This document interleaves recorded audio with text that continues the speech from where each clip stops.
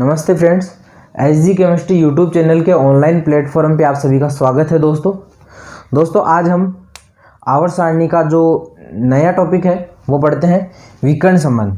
देखिए दोस्तों, ये जेट ICAR BHU एग्ज़ाम की दृष्टि से काफ़ी इंपॉर्टेंट है, क्योंकि यहाँ पर हर साल कोई ना कोई क्वेश्चन विकर्ण संबंध से आता ही रहता है।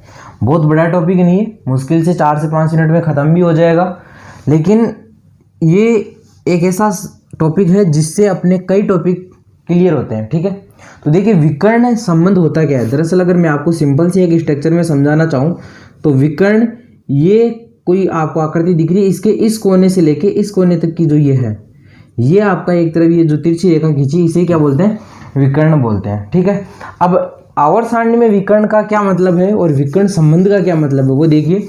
आवर्त सारणी में गौर से सुनना, आवर्त सारणी में दूसरे आवर्त, ये आपका हाइड्रोजन और ये लिथियम, ये जो दूसरा आवर्त है, इस आवर्त के तत्व है अपने वर्ग से, जैसे इसका प्रथम वर्ग है तो अपने वर्ग से उच्च वर्ग यानी दूसरे वर्ग, दूसरे वाला अगर दूसरे आवर्त में अगर दूसरे वर्ग वाला हुआ तो वो तीसरे वर्ग के साथ, आवर्त सारणी में दूसरे आवर्त के तत्व है अपने वर्ग से उच्च वर्ग वाले तत्व के साथ, अपने वर्ग से उच्च वर्ग वाले तत्व के साथ तीसरे आवर्त वाले तत्व के साथ, किस आवर्त के साथ, तीसरे आवर्त वाले तत्व के साथ कुछ समानताएं दर्शाते हैं और उन्हें क्या कहते हैं, विकर्ण संबंध कहते हैं। कुछ असमानताएं दर्शाते हैं, उन्हें क्या कहते हैं, विकर्ण संबंध दर्शाते हैं, विकर्ण संबंध कहते हैं। अब देखिए जरा, अगर मैं आवर्त सारणी की बात करूँ तो ये आपका हाइड्रोजन, ये आपका हीलियम, लिथियम के साथ यहाँ बेरिलियम आ जाता है, यहाँ आपका बोरोन, यहाँ आपका कार्बन, नाइट्रोजन, ऑक्सीजन, फ्लोरीन और आपका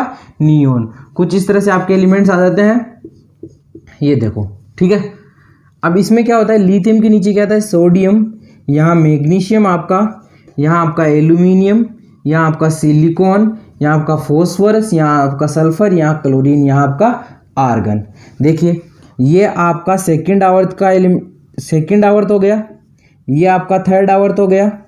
जरा अब मुझे बताना, मैंने जो इसकी डेफिनेशन दी वो आपको क्या दी, मैंने आपको कहा कि दूसरे आवर्त के जो एलिमेंट हैं वो अपने से उच्च वर्ग, अगर ये एलिमेंट है तो ये अपने से उच्च वर्ग के तीसरे आवर्त के तत्व के साथ कुछ समानता दर्शाता है, उसे क्या कहते हैं, विकर्ण संबंध कहते हैं। तो देखिए ये पहले वर्ग का एलिमेंट, दूसरा आवर्त तो है ही, लेकिन ये पहले वर्ग का एलिमेंट है, ये अपने से उच्च वर्ग वाले तत्व के साथ दर्शाएगा। तो किसके साथ दर्शाएगा, इसके साथ दर्शाएगा, क्योंकि आवर्त तीसरे आवर्त में दर्शाना है, तो लिथियम मैग्नीशियम के साथ दर्शाएगा, बेरिलियम किसके साथ दर्शाएगा, एल्यूमिनियम के साथ दर्शाएगा, और बोरोन सिलिकॉन के साथ, कार्बन फॉस्फोरस के साथ, नाइट्रोजन सल्फर के साथ, ऑक्सीजन क्लोरीन के साथ।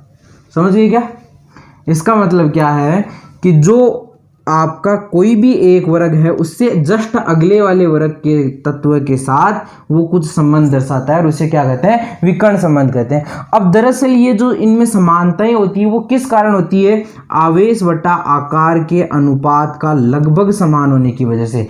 यानी इन दोनों का, जैसे लिथियम और मैग्नीशियम की अगर मैं बात करूं तो इन दोनों के आकार बटा आवेश का जो अनुपात होगा, दोनों का आकार बटे दोनों के आवेश का जो अनुपात होगा वो लगभग बराबर आएगा। यानी Q लिथियम बटा R लिथियम लगभग बराबर Q मैग्नीशियम बटे R मैग्नीशियम। इसी की वजह से ये विकर्ण संबंध दर्शाते हैं, इसी की वजह से इनमें समानताएं पाई जाती है। सबसे इंपॉर्टेंट तो ये है इनमें रोल, तो आपको समझ में आई। अब देखिए इसमें सबसे इंपॉर्टेंट बात यह है कि ये विकर्ण संबंध कितने तत्वों तक लगता है, क्या लिथियम से लेकर लास्ट आर्गन तक लगता है या किसी और एक दो में लगता है। तो देखिए सबसे इंपॉर्टेंट तो है आपका लिथियम और मैग्नीशियम वाला संबंध। कौन सा, लिथियम और मैग्नीशियम वाला सबसे ज्यादा तो केवल इसी में होता है, उसके बाद इसमें भी होता है और इसमें भी होता है, 3 के बाद ये बहुत ही नगण्य हो जाता है। तो मैं ये कहूंगा कि प्रथम 3 तत्व, दूसरे आवर्त के प्रथम 3 तत्व अपने उच्च वर्ग के, तीसरे आवर्त के अपने से उच्च वर्ग वाले तत्वों के साथ समानता दर्शाते हैं, जिसे क्या कहते हैं, विकर्ण संबंध कहते हैं। एग्जैक्ट में परिभाषा यही होती है विकर्ण संबंध की। विकर्ण संबंध की परिभाषा एग्जैक्ट में यही होती है कि दूसरे आवर्त के प्रथम 3 तत्व दूसरे आवर्त के प्रथम 3 तत्व तीसरे आवर्त के अपने से उच्च वर्ग वाले तत्वों के साथ कुछ समानता दर्शाते हैं, जिसे क्या कहते हैं, विकर्ण संबंध कहते हैं। ये बात समझ में आई ना? ठीक है। अब देखो, यानी लिथियम का जोड़ा किसके साथ बन जाएगा, मैग्नीशियम के साथ। बेरिलियम का जोड़ा किसके साथ बन जाएगा, एल्यूमिनियम के साथ। और बोरोन का जोड़ा किसके साथ बन जाएगा, सिलिकॉन के साथ। जेड 2019 में यह क्वेश्चन पूछा गया था कि लिथियम किसके साथ विकर्ण संबंध दर्शाता है। 4 ऑप्शन दे रखे थे, आपको मैग्नीशियम टिक करना था। समझ गए क्या? आपको स्क्रीन पे क्वेश्चन दिख ही रहा है, कैसा क्वेश्चन आया था, एग्जैक्टली ये का यही क्वेश्चन है और ये 2019 का क्वेश्चन है। समझ गए क्या इस बात को? अब देखो, ये तो हो गई अपने विकर्ण संबंध की बात। इसके बाद हम चलते हैं, अगला जो हमारा टॉपिक है वो है परिरक्षण प्रभाव। क्या है परिरक्षण प्रभाव? तो जरा देखिए, परिरक्षण प्रभाव होता है क्या है, इंग्लिश में बोले तो शील्डिंग इफेक्ट, ठीक है, या स्क्रीनिंग इफेक्ट, SE, ठीक है। परिरक्षण प्रभाव होता क्या है? दरअसल आपने देखा था, मैंने एटम वाले चैप्टर में आपको बताया था कि ये किसी परमाणु का नाभिक है जिसमें पॉजिटिव चार्ज होगा। यहाँ पर उसके कुछ इलेक्ट्रॉन इस तरह से वर्ताकार कक्षाओं में चक्कर लगाते हैं। ये मैंने ऐसा कुछ बताया था आपको। देखो, यहाँ पर मान लो कोई इलेक्ट्रॉन है, यहाँ पर कोई इलेक्ट्रॉन है, यहाँ पर कोई इलेक्ट्रॉन है, यहाँ पर कोई इलेक्ट्रॉन है, यहाँ पर कोई इलेक्ट्रॉन है, कुछ इस तरह से इलेक्ट्रॉन उपस्थित होंगे। देखो, पूरे में से इलेक्ट्रॉन उपस्थित है। अब यहाँ जो ये नाभिक का पॉजिटिव चार्ज है, ये क्या करता है, इन इलेक्ट्रॉनों को अपनी तरफ आकर्षित करने की कोशिश करता है। समझ गए? इन इलेक्ट्रॉनों को अपनी तरफ आकर्षित करने की कोशिश करता है, जिससे ये क्या होता है कि इलेक्ट्रॉन एक निश्चित वर्ताकार कक्षाओं में चक्कर लगाते हैं। अब दरअसल क्या होता है, परिरक्षण प्रभाव क्या बोलता है? परिरक्षण प्रभाव ये बोलता है कि किसी भी परमाणु के आंतरिक कोश में उपस्थित इलेक्ट्रॉनों के द्वारा, किसी भी परमाणु के आंतरिक कोशों में उपस्थित इलेक्ट्रॉनों के द्वारा बाह्यतम कोश में उपस्थित इलेक्ट्रॉनों पर, किसी परमाणु के आंतरिक कोश में उपस्थित इलेक्ट्रॉनों द्वारा बाह्यतम कोश में उपस्थित इलेक्ट्रॉनों, बाह्यतम कोश में उपस्थित इलेक्ट्रॉनों पर नाभिक के द्वारा लगने वाला, नाभिक के द्वारा लगने वाला बल, नाभिक के द्वारा लगने वाला बल जिसे कम किया जाए, नाभिक के द्वारा लगने वाले बल को ये कम कर देते हैं, उसे ही क्या कहते हैं, परिरक्षण प्रभाव कहते हैं। क्या कहते हैं? परिरक्षण प्रभाव कहते हैं। यानी ये बात सिद्ध होती है कि नाभिक के द्वारा लगने वाला बल कम से कम कब लगेगा, जब आंतरिक कोश में इलेक्ट्रॉनों की संख्या ज्यादा होगी, क्योंकि ये बाहर वाले इलेक्ट्रॉनों के पास नाभिक के बल को जाने ही नहीं देंगे, खुद ही उस पर सीमित कर लेंगे, खुद ही यानी उससे प्रोटेक्शन कर देंगे। समझ गए? जैसे मान लो घर में लड़ाई हो गई आज, है ना, अब बाहर से कुछ लोग आए, वो आपको पीटने लग गए। फैमिली में 5 मेंबर है, एक छोटा बच्चा है, मम्मी है, पापा है, 2 बड़े भाई बहन है, ठीक है। तो सबसे पहले क्या पॉसिबिलिटी होगी, बाहर से जो लोग आए वो सबको मारने की कोशिश करेंगे, लेकिन परिवार वाले क्या कहेंगे कि मेरे छोटे, जो सबसे छोटा वाला बच्चा है उसको ना लग जाए, सबको वही प्यारा होगा, तो वो सबके बीच में रहेगा, यानी उससे प्रोटेक्शन दे रहे हैं। तो जो आंतरिक कोश के इलेक्ट्रॉन है, ये बाह्यतम कोश के जो इलेक्ट्रॉन हैं इनको प्रोटेक्शन देंगे, और यही क्या है, परिरक्षण प्रभाव। यानी इससे ये सिद्ध होता है कि आंतरिक कोश में जितने ज्यादा इलेक्ट्रॉन होंगे, आंतरिक कोश में जितने ज्यादा इलेक्ट्रॉन होंगे, बाह्यतम कोश पर उतना ही कम प्रभाव लगेगा, और अगर बाह्यतम कोश पे जितना कम प्रभाव लगेगा वो उतनी ही आसानी से बाहर निकल सकेगा। इसका मतलब क्या है कि बाह्यतम कोश में जो इलेक्ट्रॉन उपस्थित होते हैं उनके लिए आयनन ऊर्जा का मान भी बहुत ही कम होता है, क्योंकि वो नाभिक से बिल्कुल ढीले बंधे हुए होते हैं। नोट कर लेना ये बात, आयनन ऊर्जा का मान कम होता है क्योंकि वो नाभिक से बिल्कुल ही ढीले बंधे हुए होते हैं। अगर मैं परिरक्षण प्रभाव के क्रम की बात करूं तो S का सबसे ज्यादा, फिर P का, फिर D का और फिर F का, क्योंकि सबसे अंदर की तरफ ये होता है तो सबसे ज्यादा परिरक्षण प्रभाव इसका, फिर इसका, फिर इसका और फिर F ब्लॉक, F जो है उपकोश, उसका परिरक्षण प्रभाव हो जाएगा। ये बात आपको समझ में आ रही है क्या? अब देखिए, जो परिरक्षण प्रभाव होता है एक्चुअली ये कह सकते हैं कि वो आकार के समानुपाती होता है। किसके समानुपाती होता है? आकार के या त्रिज्या के समानुपाती होता है। इसमें केवल इतनी बात करेंगे। अब देखो नेक्स्ट टॉपिक है हम अपना प्रभावी नाभिकीय आवेश। क्या है? प्रभावी नाभिकीय आवेश, इफेक्टिव न्यूक्लियर चार्ज, ENC या Z effective, effective nuclear charge जिसे NC या Z इफेक्टिव भी कह देते हैं। ठीक है, देखो ये जस्ट अपोजिट है स्क्रीनिंग इफेक्ट का। किसका? जो आपका स्क्रीनिंग इफेक्ट है इसका जस्ट अपोजिट है। यानी मैं ये कह सकता हूं कि Z इफेक्टिव समानुपाती 1 स्क्रीनिंग इफेक्ट। समझ गए?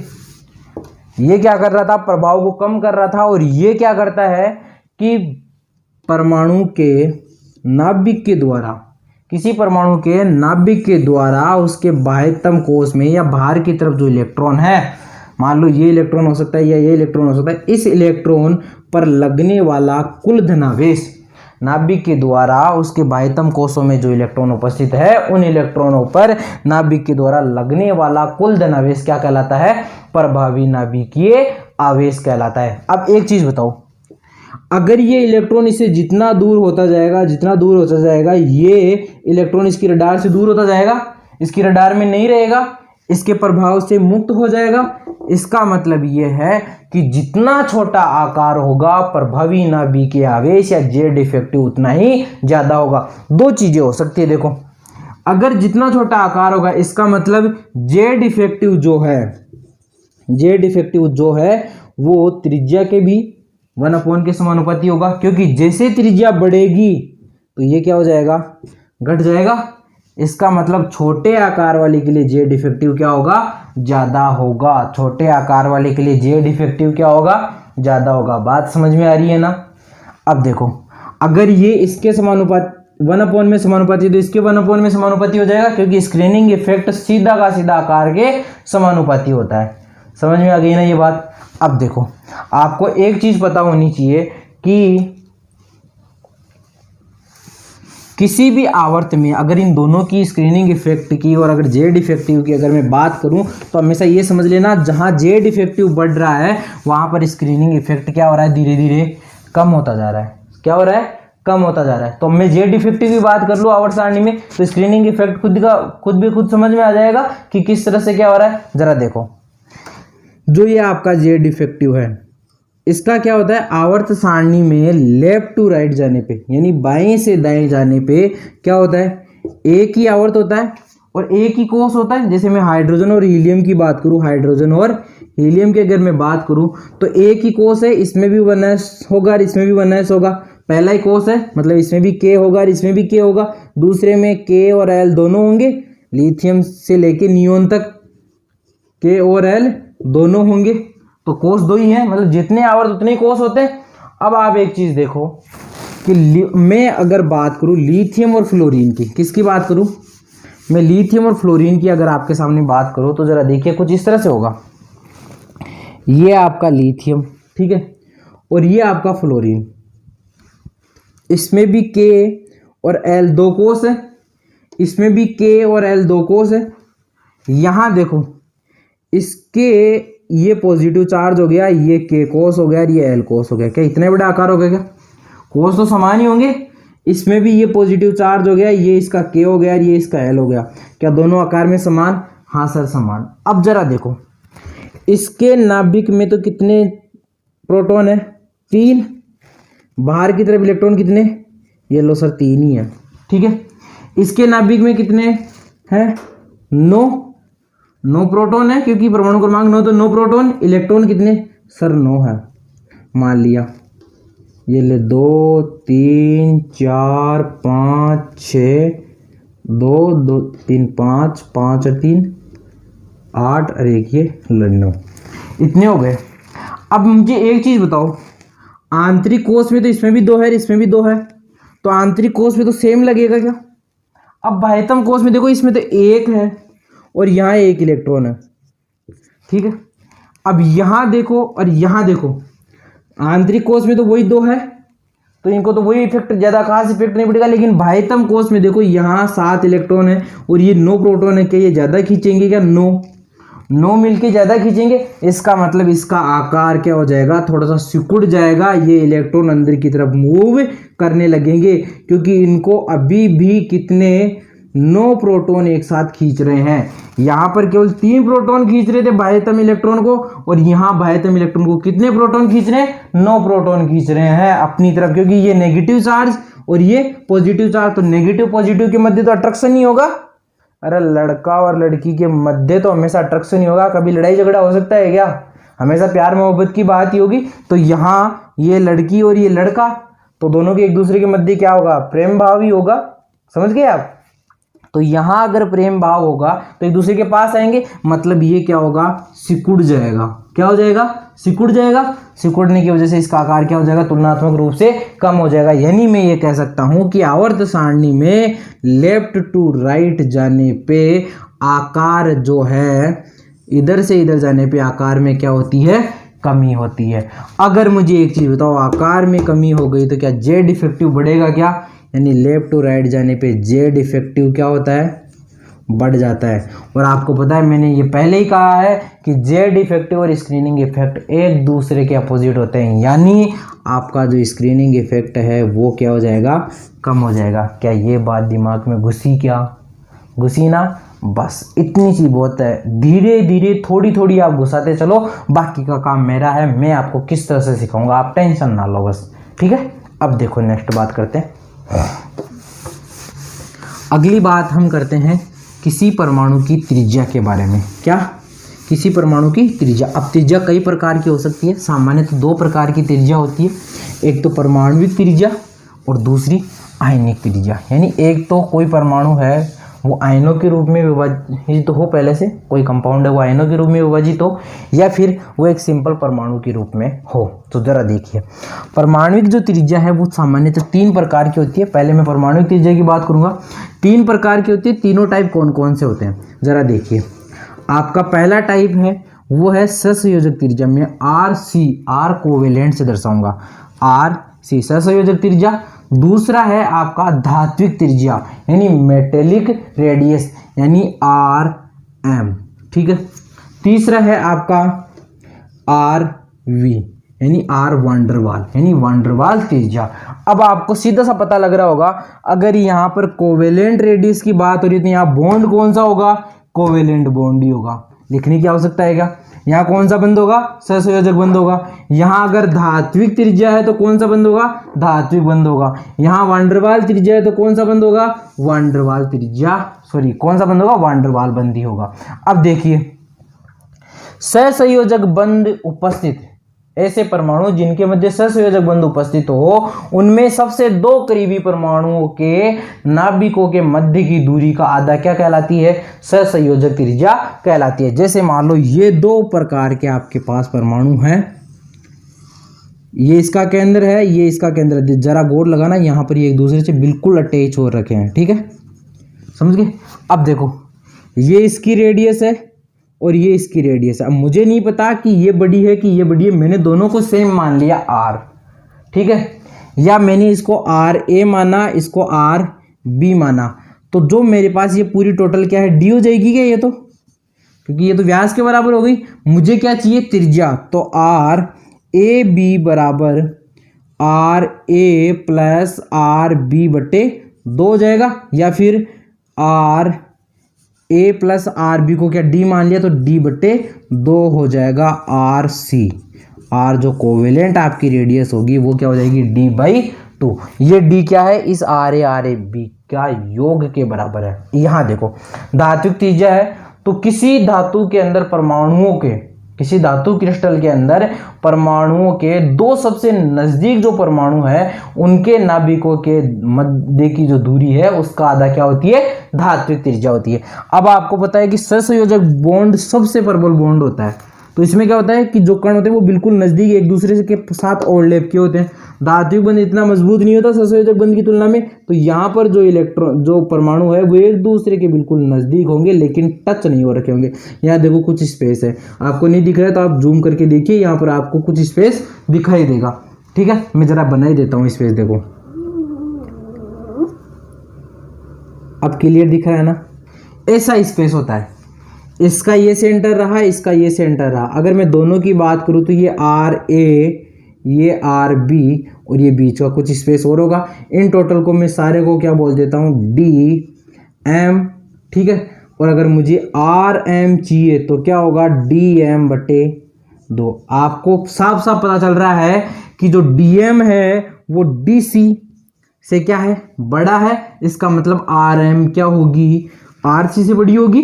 ठीक है, अब यहाँ देखो जो वान डेर वाल फोर्स है ये हमेशा अक्रिय गैसों के मध्य पाया जाता है। किसमें पाया जाता है, साधारणतः अक्रिय गैसों में। तो यहाँ पर क्या होगा, अक्रिय गैस में जो सबसे नजदीक के जो परमाणु है दो, उनके नाभिकों के मध्य की दूरी का आधा।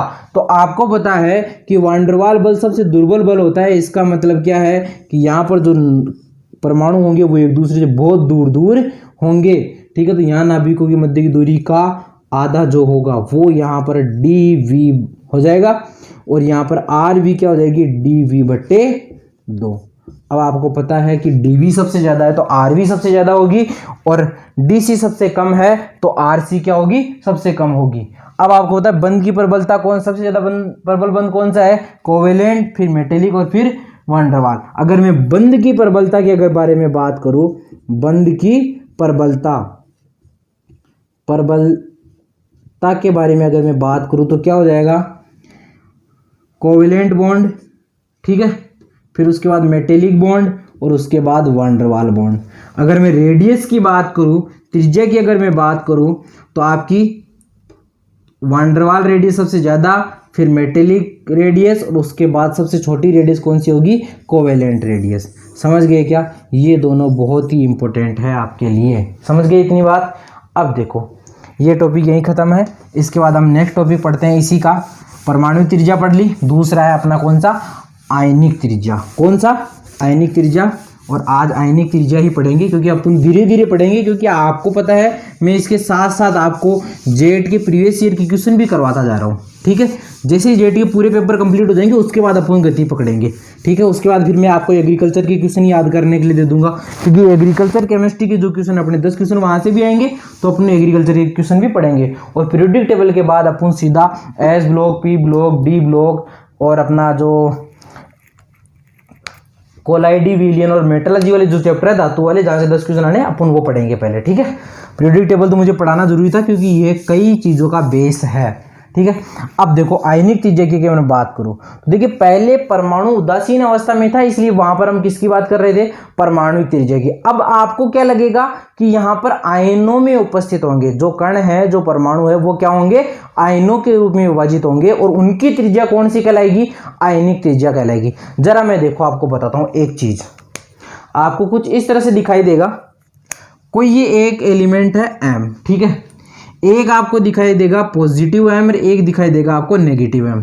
ठीक है, तो इसे कहूंगा धनात्मक परमाणु, इसे कहूंगा ऋणावेशित, सॉरी इसे धनावेशित परमाणु और इसे ऋणावेशित परमाणु, या ये धनावेशित आयन और ये ऋणावेशित आयन। ठीक है, दोनों ही आयन है। और ये उदासीन स्पीसीज, कौन सी स्पीसीज, उदासीन स्पीसीज। अब एक चीज दिमाग लगा लेना, मैं यहाँ रेडियस की बात कर रहा हूं तो ये कहूंगा कि जो आपके पास आयन है उस आयन की त्रिज्या क्या होगी, आयनिक त्रिज्या होगी। यहाँ एक आपके एग्जाम में ऐसी तो आने वाली है नहीं कि साहब आयनिक जो त्रिज्या है उसकी परिभाषा लिखो, आपसे तो ये पूछेगा आयनिक त्रिज्या का क्रम बताओ इसमें, समझे आप। तो देखो आयनिक त्रिज्या एक्चुअल में होती क्या है, देखो आयनिक त्रिज्या में अगर मैं आयनिक रेडियस की अगर बात करूं तो आयनिक रेडियस का क्रम कुछ इस तरह से होता है। ठीक है, सबसे ज्यादा किसी एक ही परमाणु की, कोई एक परमाणु है वो जितना ज्यादा नेगेटिव होगा उसकी त्रिज्या उतनी ज्यादा, वो जितना ज्यादा पॉजिटिव होगा उसकी त्रिज्या उतनी ही कम। ये किसका क्रम है, त्रिज्या का क्रम। किसका क्रम है, त्रिज्या का क्रम। कुछ बात समझ में आई क्या, मैं क्या कहना चाह रहा हूं आपको, मैं आपको यह कहना चाह रहा हूं कि किसी भी स्पीसीज पे नेगेटिव चार्ज बढ़ने के साथ साथ उसकी रेडियस क्या होती है, बढ़ती है। यानी मैं ये कह सकता हूं कि रेडियस इंक्रीज होगी कब, जब नेगेटिव जो चार्ज है वो क्या होगा, बढ़ जाएगा, और रेडियस कम होगी कब, जब पॉजिटिव चार्ज है वो बढ़ जाएगा। समझ गए क्या आप इतनी बात। पॉजिटिव चार्ज बढ़ने पे तो आपकी रेडियस कम हो जाएगी और नेगेटिव चार्ज बढ़ने पे रेडियस बढ़ जाएगी। सर ऐसा हो क्यों रहा है, अरे बेटा जी अभी तो समझाया था मैंने, बेटा जी अभी समझाया था, जरा देख। मैं किसी एक परमाणु की बात कर लूँ तेरे पास, किसी एक परमाणु की बात कर लूँ, मैं तेरे पास बात करूँ, मान ले मैं तेरे पास बात कर लेता हूँ अपने सोडियम की बात कर लेता हूँ। ये ले सोडियम में तू फंस जाएगा मुझे पता है, मैं तेरे को बताता हूँ मैग्नीशियम की बात। मैग्नीशियम की बात कर ले, सोडियम में तू क्यों फंसता ये भी मैं तुझे बताऊंगा। मैग्नीशियम की बात कर ले, ये कोई मैग्नीशियम का पॉजिटिव, ये उसका सेंटर हो गया, ये उसका पहला, ये उसका दूसरा और ये उसका तीसरा। पहले में 2 इलेक्ट्रॉन, ये ले 2 भर दिए। दूसरे में कितने इलेक्ट्रॉन 8 और तीसरे में कितने 2, ये ले सब में भर दिए मैंने। हाँ सर भर दिए। ये तो एक उदासीन स्पीसीज है। केंद्र में कितने अरे 12 ही है क्या?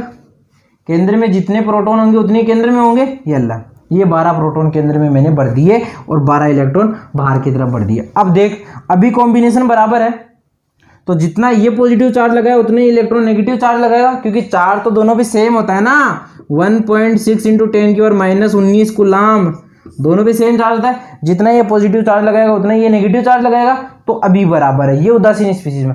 अब मैंने क्या किया कि इसमें से पॉजिटिव करने के लिए क्या करूंगा, एक इलेक्ट्रॉन को बाहर निकालूंगा। याद रखना इलेक्ट्रॉन सनमी ऐसी है जो बेवफा होती है, समझ गए?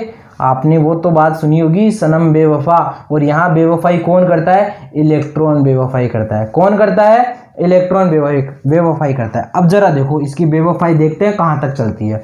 देखो ये इलेक्ट्रॉन यहाँ से क्या करेगा, ये इलेक्ट्रॉन यहाँ से रिमूव हो जाएगा। लो सर यहाँ से इलेक्ट्रॉन रिमूव हुआ, एक इलेक्ट्रॉन बच गया साहब। अब बताओ पॉजिटिव चार्ज तो 12 है, नेगेटिव चार्ज 11 है, तो क्या ये अपनी तरफ खींचेगा क्या? ये लो सर थोड़ा ही खींचे लेकिन खींच लिया। अब क्या होगा, जैसे ही खींचेगा ये अंदर आएगी क्या? अंदर की तरफ आ जाएगी, मतलब आकार सिकुड़ जाएगा। आकार क्या होगा? सिकुड़ जाएगा। अरे आप तो इतनी सी बात कर रहे हो, जरा देखो अगर मैं इसमें से पहले तो एक इलेक्ट्रॉन रिमूव किया था, अब अगर मैं 2 इलेक्ट्रॉन रिमूव कर दूं तो क्या ये इलेक्ट्रॉन भी चला जाएगा क्या? ये इलेक्ट्रॉन जाते ही क्या ये बाहर वाला कोष ही खत्म हो जाएगा क्या? मुझे बता, बाहर वाला कोष ही खत्म हो जाएगा, तो क्या आकार और ज्यादा सिकुड़ गया क्या? जैसे जैसे पॉजिटिव चार्ज बढ़ा क्या आकार सिकुड़ा क्या? आकार सिकुड़ा ना। इसका मतलब क्या है कि पॉजिटिव चार्ज होने पे त्रिज्या क्या हो जाती है?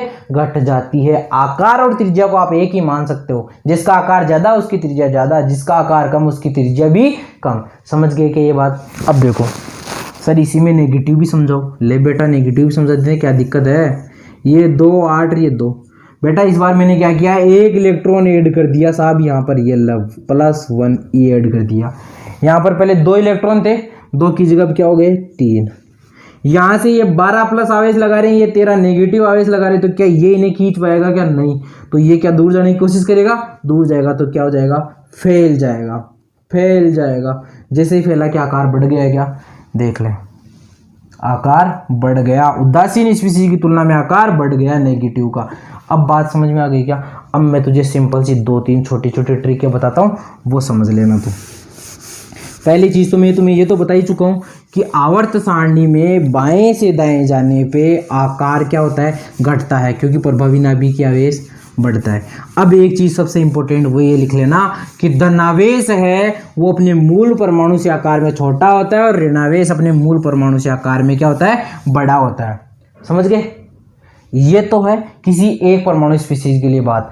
अब आपको अलग अलग परमाणु स्पीसीज दे दी जाए, जैसे सोडियम दे दी जाए, magnesium, aluminium, calcium, scandium, titanium, fluorine, neon, nitrogen, ऐसी स्पीसीज दी जाए, तो यहाँ पर कौन सा अपन प्रक्रम लगाएंगे? वो लगाएंगे सम इलेक्ट्रॉनिक स्पीसीज का। किसका? सम इलेक्ट्रॉनिक स्पीसीज का। और सम इलेक्ट्रॉनिक स्पीसीज के लिए आप एक चीज लिख लेना, बिल्कुल दिमाग में बिठा लेना कि सम इलेक्ट्रॉनिक स्पीसीज के लिए जिस स्पीसीज में सबसे ज्यादा नेगेटिव चार्ज होगा, सम इलेक्ट्रॉनिक स्पीसीज के लिए जिस स्पीसीज पर सबसे ज्यादा नेगेटिव चार्ज होगा उसका आकार ही क्या होगा? उतना ही बड़ा होगा। जरा मैं एक क्वेश्चन करता हूं, आपको अभी समझ में आ जाएगा। नाइट्रोजन -3, ऑक्सीजन -2, समझ गए? फ्लोरीन माइनस, ठीक है, सोडियम प्लस, मैग्नीशियम +2, एल्यूमिनियम +3। मुझे एक चीज बताओ, इनमें इलेक्ट्रॉन कितने हैं?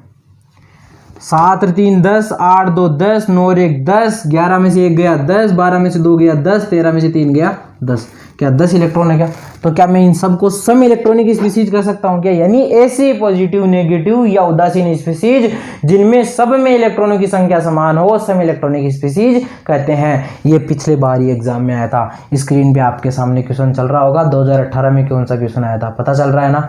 यही क्वेश्चन आया था 2018 में आपके सामने। स्क्रीन पे क्वेश्चन आपको दिख रहा है, कौन सा क्वेश्चन आया था, आंसर कौन सा है आपको ये भी पता चल रहा है। जरा देखो अब इधर 10 इलेक्ट्रॉन स्पीसीज वाली है, 10 इलेक्ट्रॉन वाली, 10 इलेक्ट्रॉन वाली, ठीक है, 10 इलेक्ट्रॉन वाली स्पीसीज है ये।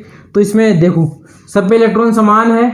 अब देखो इसमें जिसपे सबसे ज्यादा नेगेटिव चार्ज है उसका आकार उतना ही ज्यादा, क्योंकि उसका प्रभावी नाभिकीय आवेश उतना ही कम हो जाएगा। तो देखिए क्या नाइट्रोजन का आकार सबसे ज़्यादा हो जाएगा, क्या ऑक्सीजन का आकार उससे थोड़ा कम, क्या फ्लोरीन का आकार उससे कम, क्या सोडियम का उससे भी कम, क्या मैग्नीशियम का उससे भी कम हो जाएगा क्या रे, और इसके बाद एल्यूमिनियम का सबसे कम हो जाएगा क्या, मुझे बता, क्या यही आपके आकार का क्रम होगा क्या? अब बता मुझे, कभी भूलेगा क्या? कभी भूलेगा क्या? बता, भूलेगा क्या? नहीं भूलेगा तो फिर ये करके दिखा दे। ये I माइनस है, ये I है और ये I प्लस है। बता इसका क्रम क्या होगा? अरे सर चिंता करने की आवश्यकता ही नहीं है, समान स्पीसीज है ये, तो नेगेटिव वाले का आकार बड़ा और पॉजिटिव वाले का सबसे कम। ये लो सर मैंने कर दिया, वेरी गुड, ये तो बहुत अच्छी बात हुई, आपने कर दिया। सबसे अच्छी बात है कि आपने ये सवाल कर दिया। क्या अब ऐसा कोई पॉजिटिव नेगेटिव वाला आएगा क्या? आप बता दोगे क्या? बता दोगे? चलो ठीक है, तो फिर आज का वीडियो यहीं समाप्त करते हैं, मिलते हैं नेक्स्ट क्लास में। थैंक यू वेरी मच दोस्तों।